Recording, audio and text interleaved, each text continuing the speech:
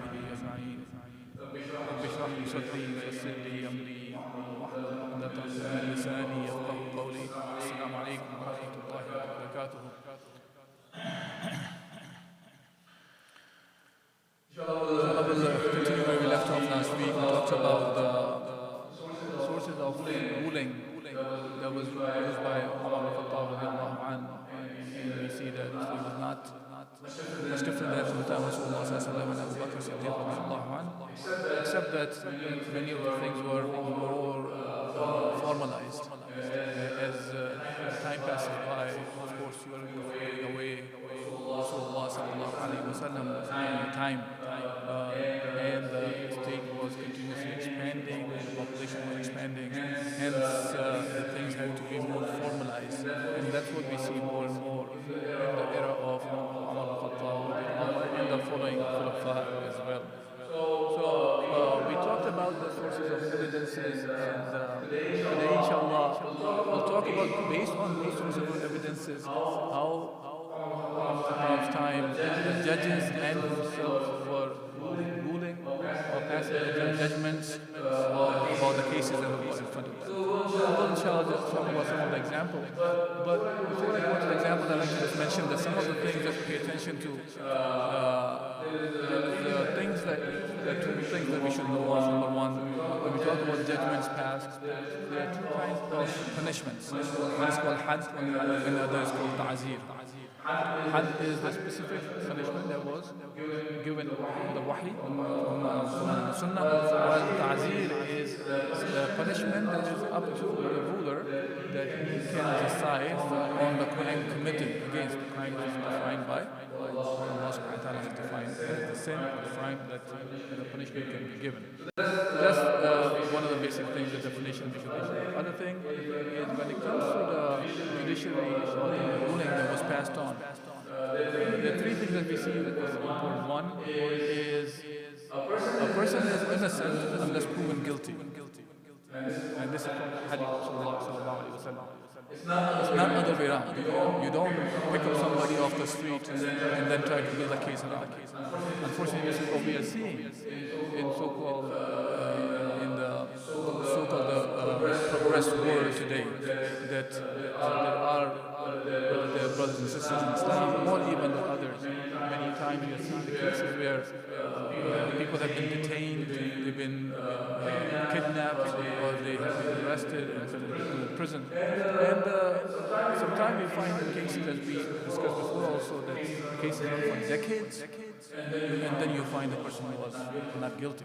Basically, you have destroyed the life of a person by doing so. In Islam, it is not like this. In Islam, you have to be proven guilty first for a person to be punished in any way.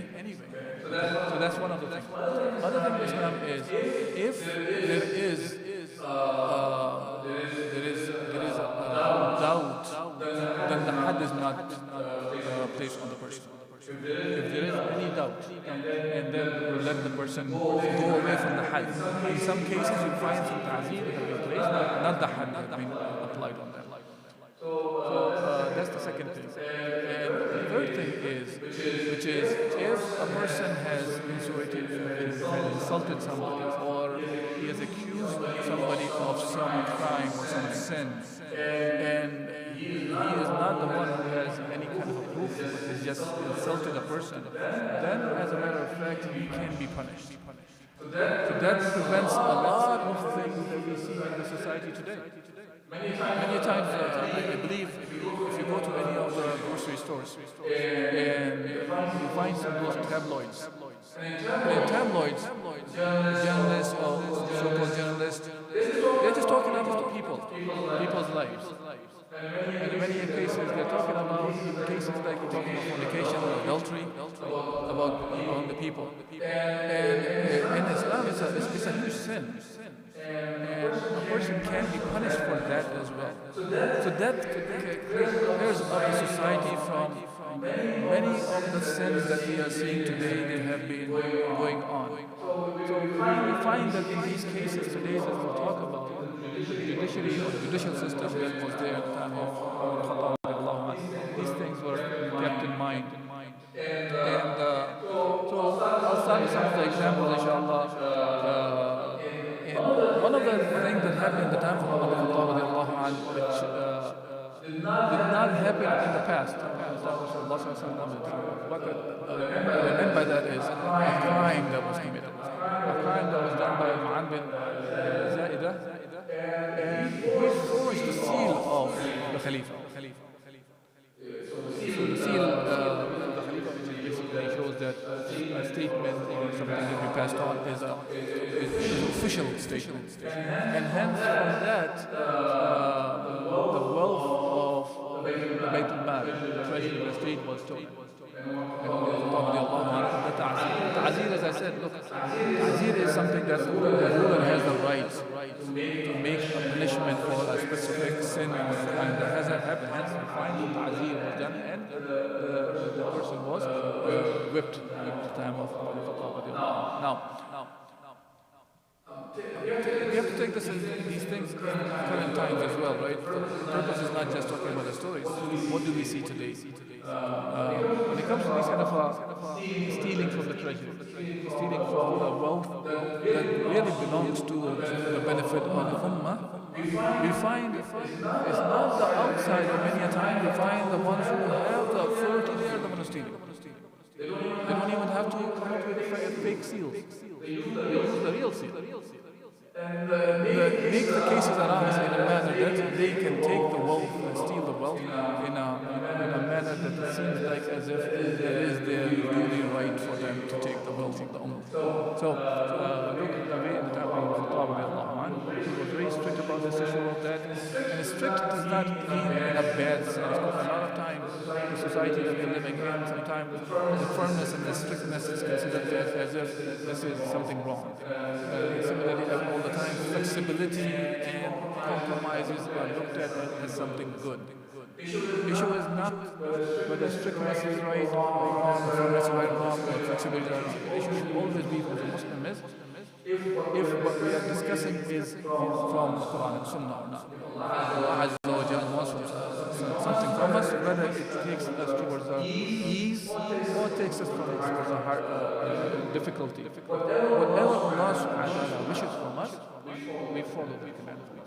That's the key thing that we have to do, not defining difficulty and ease from our mind perspective. Like, for example, going to the month of Ramadan, the last hours, the one was the best. So after Ramadan, we ask Allah subhanahu wa ta'ala these hours, and Allah subhanahu wa ta'ala forgive all our sins, for all past sins.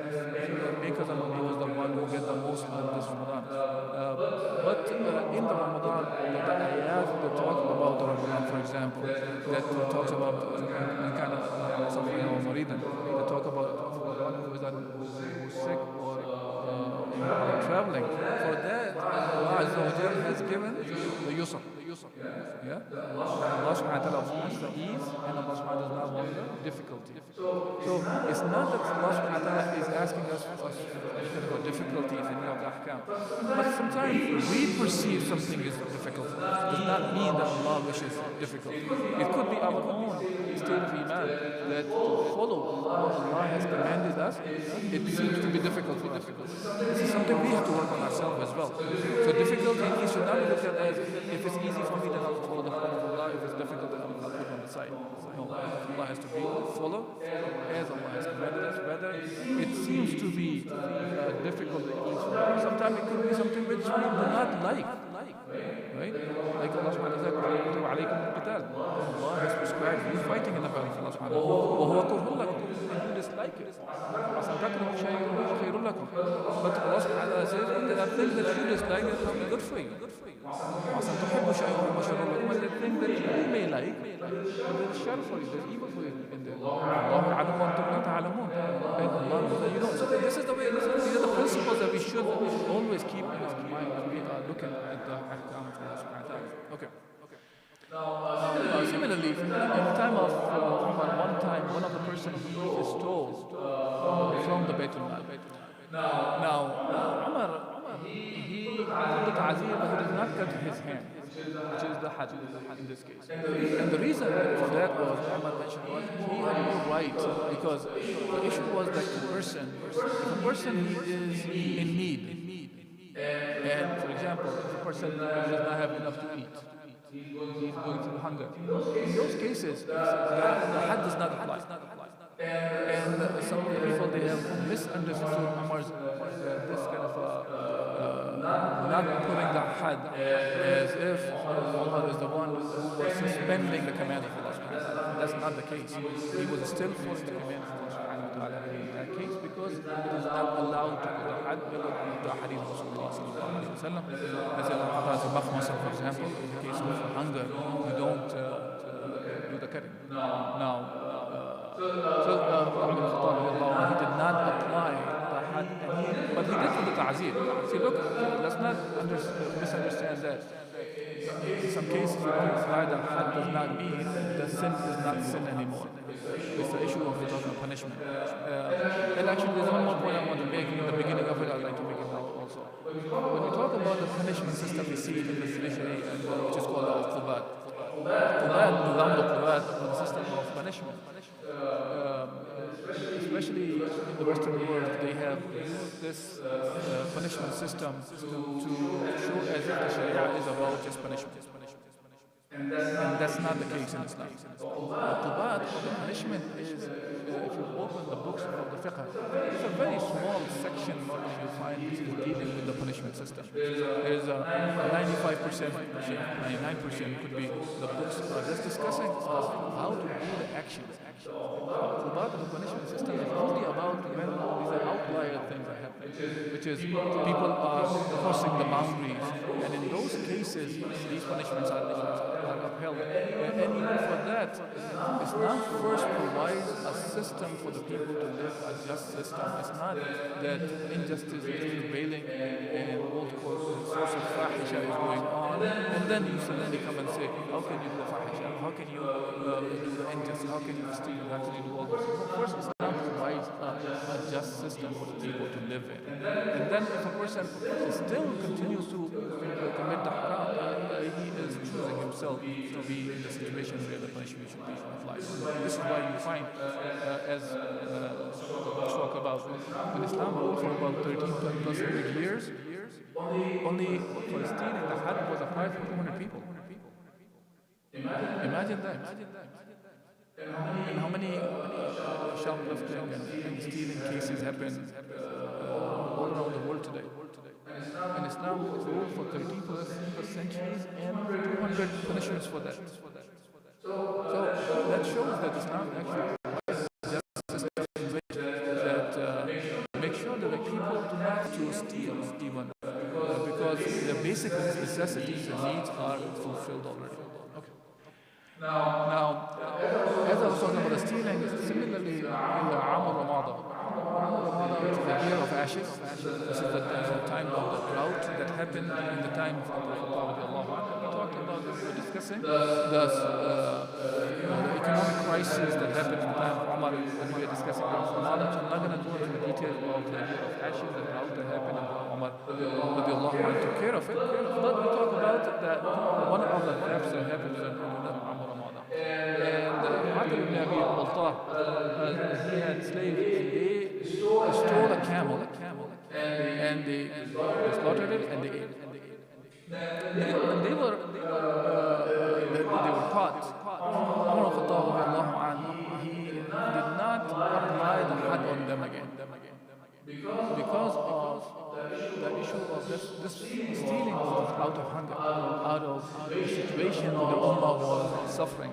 And in those cases, the punishment of had does not apply, and he did not apply on them. So again, the point here is when Umar did not apply the had, he of course did not have a right to abrogate the haram or suspend the haram.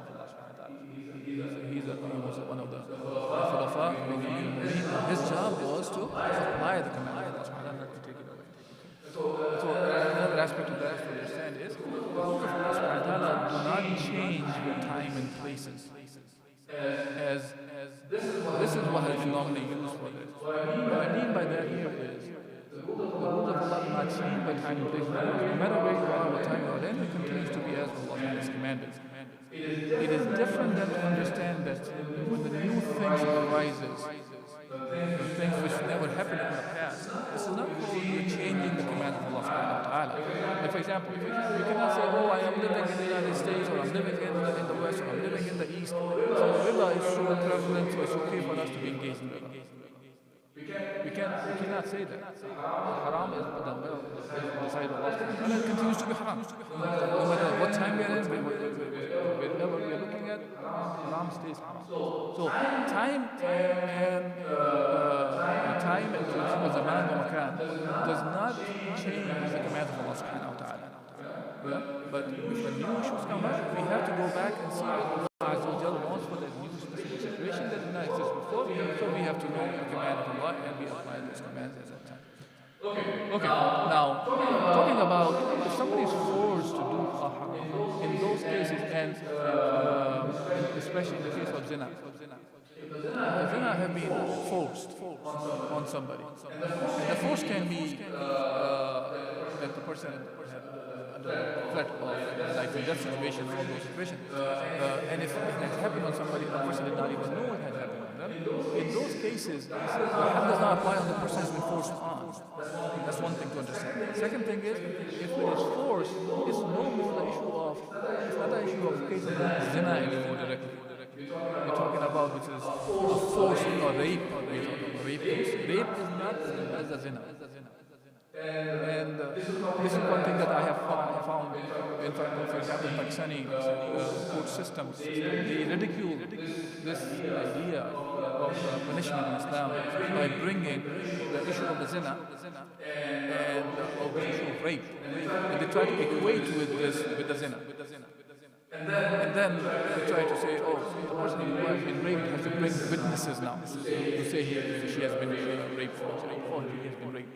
So that's not correct. Rape is a different kind of crime in Islam, crime or sin, and zina is a different kind of crime or sin in Islam. But in the case of the zina, yes, we need 4 witnesses in that case. And in the case of a rape, you don't need 4 witnesses. In that case, even if a person comes up, the one who has been raped, and says that he has been raped, then that's sufficient, and then the investigation will be done for the rape case now in this case. And now she doesn't have to bring witnesses. Okay? So, for example,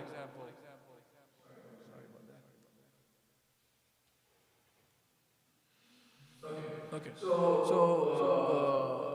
there was a case that in which an insane woman who had committed zina was brought to, and he consulted the people, and Ali ibn Abi Talib radiallahu anhu, he said that take her back, she should not be punished.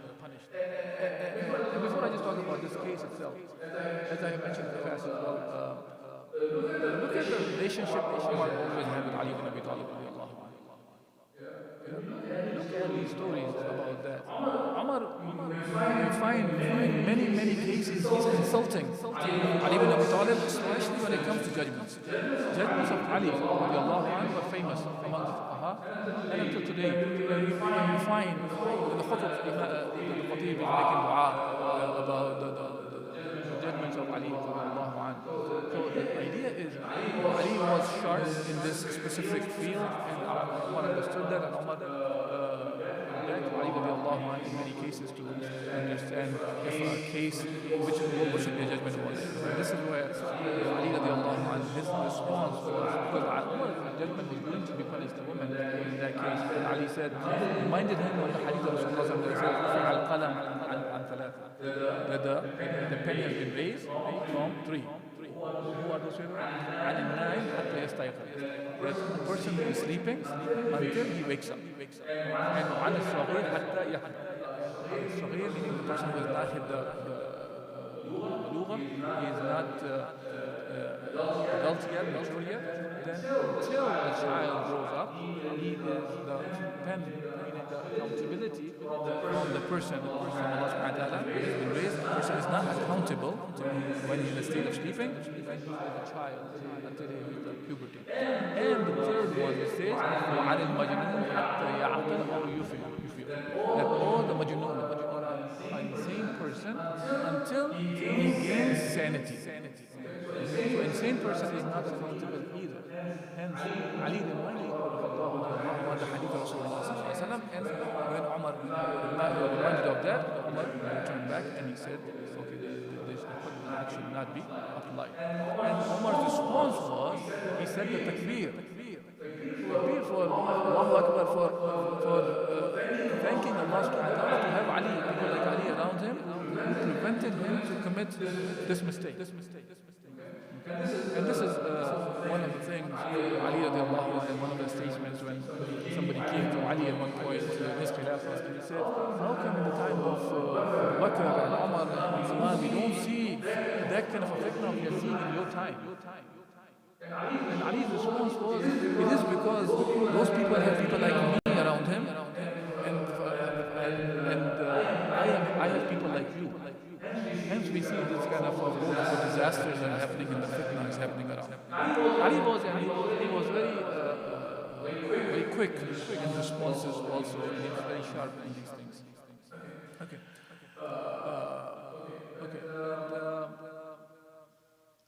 There's a report that talks about that some female slave was forced by some male slave to commit this. In this case again, because it was a forced action, Umar did not apply the had on the woman, but the had was applied on the one who forced. And there was a case brought of a zina, and the response of the woman in that case was that she was sleeping and she found the man on top of her. Okay? Meaning she's not the one who committed the zina, committed adultery, intentionally. Rather, he was forced on her, and in that case, he let the woman go. In this case again. And it's not like he asked her to bring 4 witnesses now. See, this is the point I'm trying to make. And when I was bringing up about the issue of Pakistani rules that are being made, it's a joke anyway.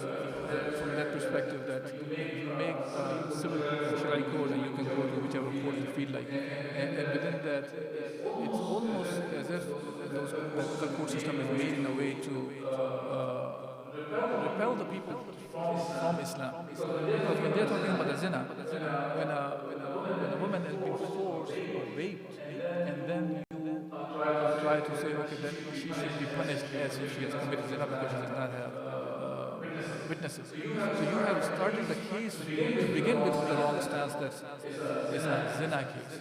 It's not really a zina case, it's not an adultery case or fornication case, rather it is a rape case. And rape case has actually very severe punishments from the ta'zir. Many times you find that crucifixion, these kind of punishments are there for the case of rape. Rape is not a small thing in Islam. And it's completely different when we talk about fornication and adultery. There's another part of judiciary is that when we are punishing, the judicial system works this way. If a person is ignorant of a crime, he is a jahal, meaning he was not aware of the law of Allah subhanahu wa ta'ala in that case. Then what is the punishment in that case? Okay? So it is a report by Sa'id ibn Musayyib. Sa'id ibn Musayyib was one of the greatest tabi'een. And we find great work of the fiqh by Sa'id ibn Musayyib. So Sa'id ibn Musayyib was an agent of Khattab, wrote to him telling a man has admitted that he has committed zina. So Umar's response to him was, okay, he has admitted. Now ask him if he knew it was haram.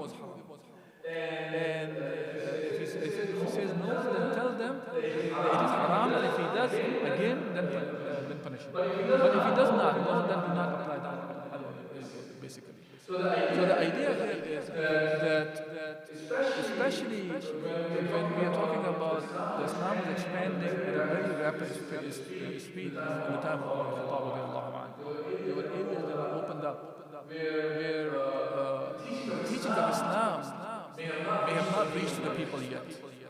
As specifically about Roman areas that were open, there was fornication and drinking. It was very common. even at that time. And hence, Umar was very keen on figuring out first to make sure that punishment is not made on the people who are unaware of what the deen, what is expected from Allah subhanahu wa ta'ala in those cases. And we're not talking about necessarily, by the way, that Muslims, he could be non-Muslim as well. If he's not aware of what is the law of the land, it becomes the same way. Okay. And there was a case that one of the Sahabi of Rasulullah Mughira ibn Shu'bah, one of the famous Sahabi of Rasulullah, and a case was brought against Mughira ibn Shu'bah about the zina. And three of the people testified against Mughira, and the fourth one he retracted. Okay? Umar was very happy with praise to Allah. He said that praise to Allah did not give Shaitan any cause to rejoice over the companion of Muhammad sallallahu alaihi wasallam.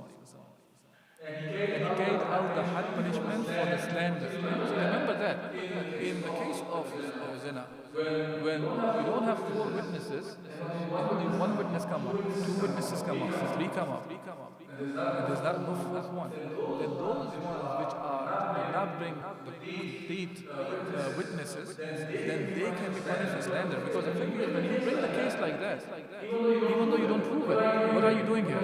You have slandered a person.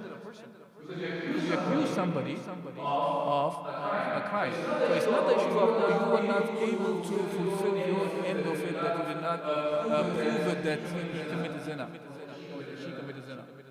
The idea is, if you don't have all the witnesses, then you better stay back. See, in Islam, there's another thing of that is, we don't propagate the sins of the people in a sense of it is something great a person has committed. You know, you find nowadays a sin committed sometimes is used as if it is an honor for somebody to have committed those sins. And trying to remember the word which is used for this, but I can't recall. But they boast about this sin that has been committed. As you can see that in society, a man will be boasting that how many women he has slept with. A woman will be boasting about how many men she has slept with. That's a different story. But in this society, it goes in the favor of the guy than of the woman. If the woman sleeps, then she's bad words for use for her. If a man sleeps, then he's a stud. But in Islam, when we talk about the haram, you don't try to boast and not allow to be boasted about this. So if there is a haram that's been done in the darkness of night and nobody knows, it's better to keep it hidden. Okay, I'm going to be very careful about this. We're not talking about the rights of the people have been taken, injustice has happened to the person, then in that case you go and you say, oh, hide the injustice. Well, this is not what it means. We're talking about the person on an individual basis has committed a crime. Allah has hidden his sin. And it's better to hide it rather than at the end of the day he goes out and let the people know that he's happy that he has committed certain sins. Okay? So the case about Mughira ibn Shu'bah understood is because he was not proven about that. So the people who came forward and they said that he committed a sin but they did not have enough witnesses, they are the ones who were punished. And we can see that nowadays it is very common that anybody can get up and accuse other person, male or female, without having witnesses or anything, and they just accuse each other of the crime. So Islam does not allow that you can just get up and start making cases like this. No. Okay. Now, inshallah, one more case we'll talk about and we'll stop today's talk. In the time of Umar, this is a very interesting case. There was an argument going on between two people. And in this argumentation, one person made a statement was like this. He said, my father was not an adulterer, and my mother was not an adulterer. Okay? Now, adulteress. Now, this is an interesting statement if you think about it. Two people are fighting, and party one, the person one says to person two that my father was not adulterer. My mother. Actually, he is pointing out mine were not, yours were. Okay? And it's very clear statement actually. It's not a vagueness in that situation. And that case was brought up, and the person said, this person has insulted me, he slandered me in this case. And Umar al-Khattab, he gave the had on the person who slandered. Slandering is 80 lashes from the Quran that Allah subhanahu wa ta'ala has mentioned. Because he has said his parents were they committed adultery or fornication. Hence, the punishment was taken against that person. And now, this is what I'm talking about. And this has become a very common thing. As a matter of people are fighting with each other and they would say, curse at each other in those words. Whether they're calling the parents sometimes, whether they call each other. By the words that means this. What has happened here. May Allah subhanahu wa ta'ala protect us all from these kind of mistakes. But see, subhanAllah, the way Islam has set up, and there are many cases that we see, like the time of Umar, and we can continue on and on. And I think there's one more case I should talk about, which is important also, which is the time of Umar, a boy was killed by 4 people, and Umar, his response about that was that all the people who were engaged in killing, they would get the had. And he said even if the whole city of the Sana was involved in that, he would have done it for the all. So you know the mentality of the people, if the more people are engaged, then you can get away with the sin or the crime. No, in the Shara, it goes like this. If all of them are engaged in a haram, they all will be punished. So it will not be that like you just pick and choose between whoever was involved, you will be punished. So again, at the end, I want to remind you of that. The purpose of that was so we understand that how the judiciary in Islam works. Examples of which we can see. Sometimes with theoretical work does not help much. So these examples kind of gives us better understanding of how the judiciary works, how the judicial system works in the time of Umar and in the time of Islam, when Islam was implemented over the people. So we understand how to take Islam as a comprehensive way of life and not to think of Islam as just limited to our fasting, salah, zakat, and hajj. Rather, it is a way of life, and we have to take Islam as a way of life, not to be taken in a secular way, which is unfortunately the common thought process is becoming among the people. We'll stop, inshallah. If there's any questions or comments about the subject discussed, inshallah, I'll try to answer them.